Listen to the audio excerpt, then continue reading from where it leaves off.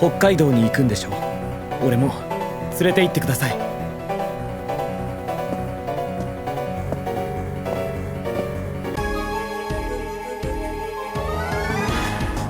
What's good, anime enthusiasts? Hope you're having a good day, or if your day just started, hey, how you doing? Good morning. Hope you have a good day. I'm having a good time because another episode of Plus Size Adventures just passed by me, and man, show continues to. I don't want to say. I'll say it blows me away from time to time, and I'm just having fun, and smiling and laughing, and following along the story, which gets a little bit deeper more. And after that, there's a little section where we actually get some attention done to a side character. I didn't expect us to get a nice little story on a side character, but hey, it has a nice message about, just going for it. You miss 100%. You miss 100% of the shots that you don't take. You know that saying all too well, so you kind of know what's gonna happen. But let's jump in from the beginning. When Yumiko comes into work this day, everyone is in a fluster. There's something going on. Things are not going right. Well, the problem is that the ramen chips, Yumiko's idea, the chips won't be done because a typhoon hit their regular potato farm and they're scrambling trying to get to another farm. So Chief Mizuno says he'll be going to Hokkaido to possibly get another farm to supply their potatoes.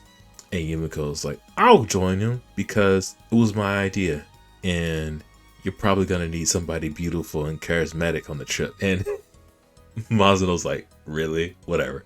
Get ready. And they head out to the plane. However, before that, while they're still in the office, there's a showdown between Kisuke and Mizuno as they're staring at each other in the hallway. And Kisuke is like, you're going to Hokkaido, right?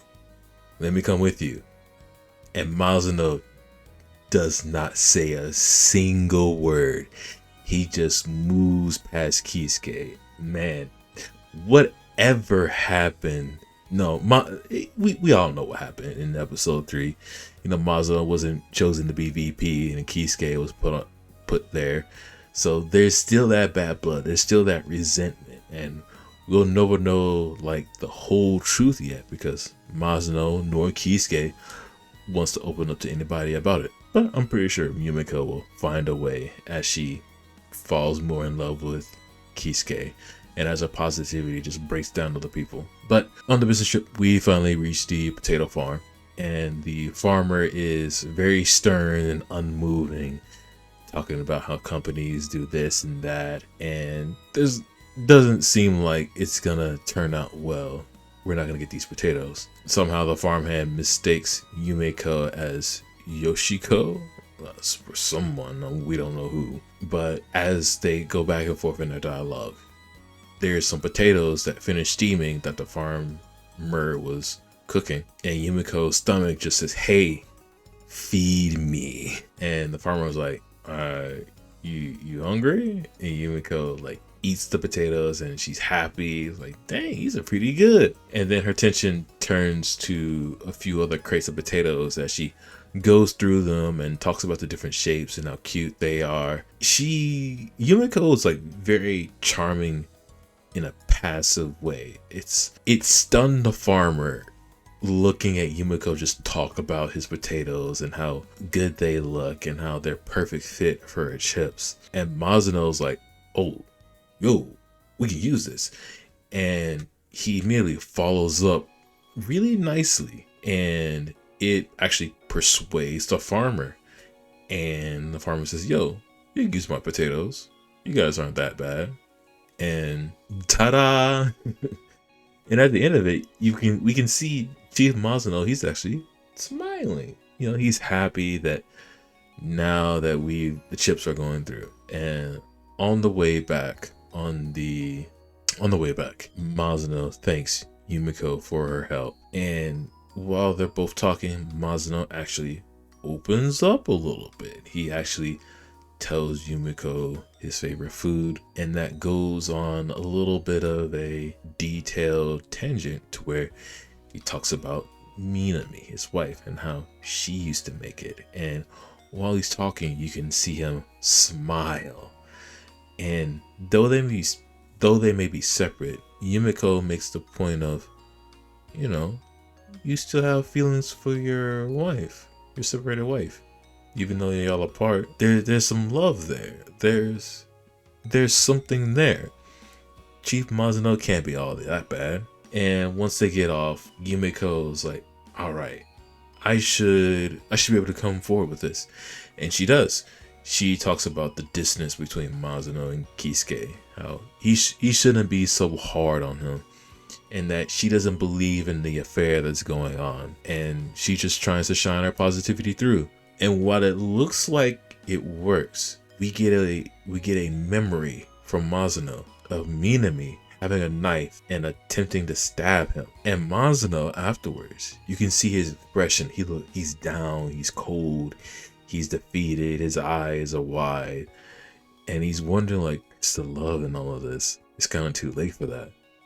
And I'm like, oh, this is more deadly and deeper than we all could have imagined. Not only is there like this resentment between Mizuno and Kisuke, but Minami, whatever she's done, she's not a good fit for Mizuno or Kisuke. Kisuke's in trouble. I'm just saying. But after that revelation, it's the next day. Yumiko goes to the park to meet Kisuke, but she doesn't meet Kisuke. She meets Kisuke's subordinate. The subordinate gives her a envelope that contains a letter. The letter is written by Kisuke, congratulating her on what she did with procuring the potatoes. And he says, yo, I won't be able to come into the park for a while. I'm a little bit busier as of late. So if you need me, my email's in his letter. Shoot me one if you need to contact me. Instantly, she lights up and gets very excited. So now we move to the office, and Yumiko's giving out her souvenirs, and we're all chatting and everything. Then we get on Shigemori, and we start joking around with him, start bullying him a little bit about his hair. And when it gets to his hair, he gets really sensitive and he just runs off. And Tanigawa and Yumiko's like, what's up with him? And one of the other coworkers kind of snitches on him and says, yo, it's probably related to this crush that he has.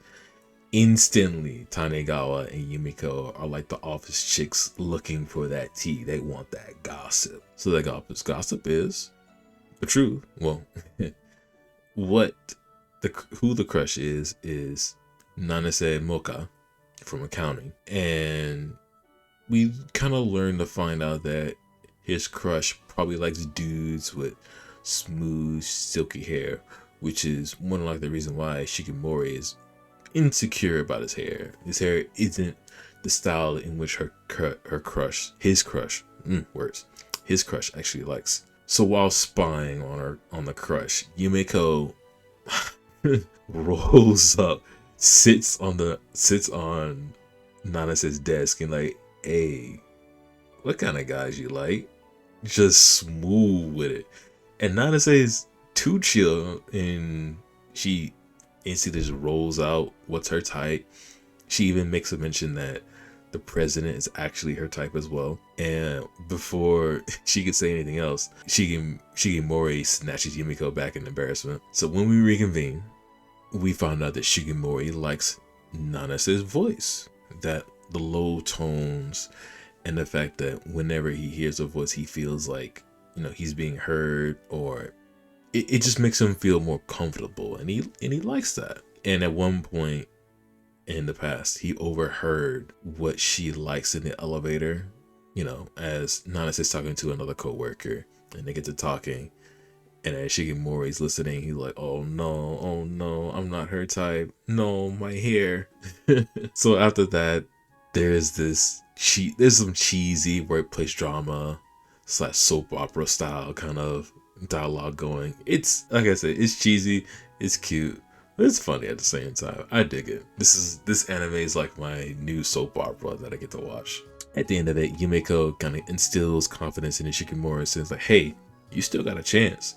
She said she says that if your alpha works for you, you're good to go. And Shigemori is like, all right, good. Next scene, Nanase is actually looking for Shigemori, in particular about a receipt that she has. And when Shigemori rolls up behind her, dude is dripped out, acting like a cool gangster. Now, let's talk about his drip, by the way. I just want to say, he's clean. Dude looks good. I like the pattern. I like the colors. Dude's got 3 chains, 2 gold chains with his regular silver chain. He got the bangles and the bracelet on. He got 2 gold rings with some studs in them. Okay, we're good. He got the shades on with the gold trim on top. I'm like, oh man, this is looking fly. And then we get to the cap and it just destroys the whole thing. Bro, tell me why he got this bubblegum pink tip with the light blue shade on the solid color front. Boy, that's a kid's hat, man. You could have done without that. Anyway, my poor fashion take aside, Nanase talks to him about the receipt. And while Shigemori's kind of joking about it, saying like, I'm sorry, not having a date, she actually grills him about the consequences on why, you should have a date on it, and people who don't have a date on it kind of are lying about their things. It's making it hard for her. And she storms off. And she even says, the guy who I talked to on the phone, the guy who I look at now, are not the same. I'm disappointed. And that Shigemori took an L so hard, there's no coming back from that. He is done. So as he's on his deathbed, Yumiko talks about the charm point. She says, Shigemori, it's okay. Your afro, your puffy hair, that's your charm. That's the thing about you. That's the key. It's okay. You don't have to destroy it. I like you for the way you are, and I like your puffy hair. That's what makes you, you. And Shigemori is like, yeah, I like that. Let's go with it. And he runs out and he actually apologizes to Nanase for what he did, for what happened, and he'll do better. And he even comes out and said, hey, I had a crush on you ever since I talked to you and heard your voice. And I thought you like guys with smooth hair, and you probably don't like guys with puffy hair. And Nanase flips on him. He was like, hey, can I touch her hair?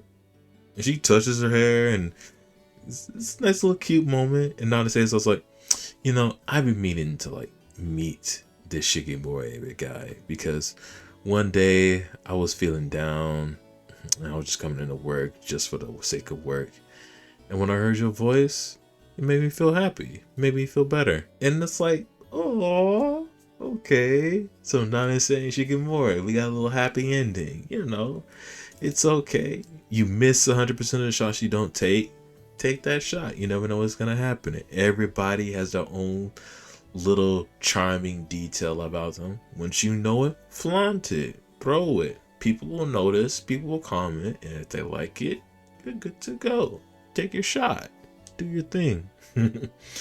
By the way, it seems like Yumiko's about to take her shot at the end of the episode, as she's about to send an email to Kisuke. And that's it. That's the end of the episode. Man, we're almost way to the halfway point of the episode, and I'll give my full thoughts on what I think of the anime so far at the halfway point when we get there. Spoilers alert, I'm still enjoying it, but we'll see what the next episode has to offer. And what I'm sorry, it's not the halfway point. We're on episode 4, my bad. Episode 6 is really the halfway point. But anyway, until episode 6, I'll give you my full details on what I like about the anime so far. Still, spoiler, I still like it. I'm still enjoying it. I'm having fun. Let's go. I want to know more about Minami and why she's so stabby with a knife against Mizuno. Because Mizuno, man, cool character. It makes me feel great to have like somebody like that's like an imposing figure, but deep down, dude's really chill. He's got feelings too. He knows a good thing or two. But anyway, y'all let me know what you like in the what y'all think about the anime below in the comments. What are your thoughts about it? How are you enjoying it so far? If not, with all being said, I hope you all have a good day, night, evening, morning, wherever you are in the world. And I hope your day is just a little bit better than it already is. With that, we'll see y'all in the next episode. Peace.